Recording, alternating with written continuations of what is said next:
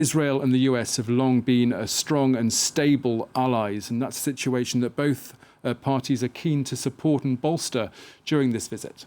Absolutely. As Joe Biden himself said on Wednesday, the relationship is bone deep, and it doesn't depend on leaders. It's something that exists between states and societies.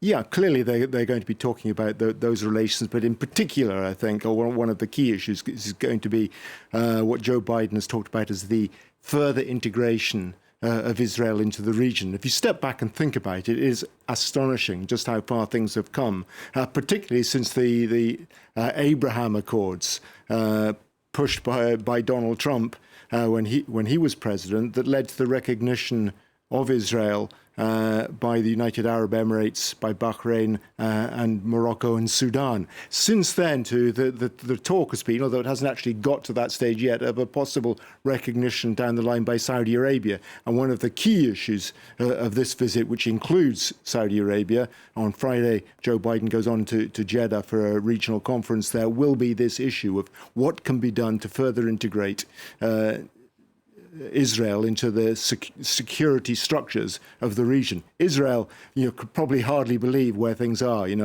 given where things were just a few years ago. But that is what's being discussed now, despite the clear opposition of the Palestinians. And as I was saying, Iran is, of course, one of the key topics on the agenda in Jerusalem this Thursday. Yeah, I mean, as part of that security structure that Joe Biden and Yair Lapid have been talking about, in the background, of course, is looming Iran, and the perception, at least in Saudi Arabia and Israel, that the greatest regional threat comes from Iran.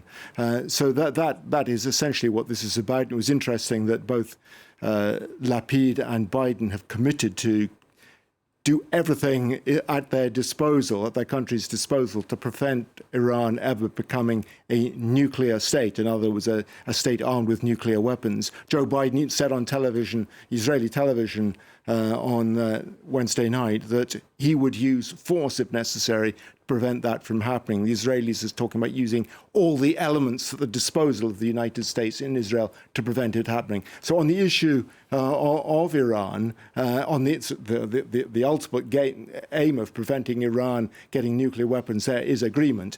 Obviously, on the approach to Iran, how you go about achieving that, there is disagreement, because Joe Biden is still committed to the idea of returning the United States and Iran to the nuclear deal, which Donald Trump withdrew from during his presidency. The Israelis and the Saudis have considerable doubts about the wisdom of doing that. OK, Rob Parsons, thank you very much for now, at least. As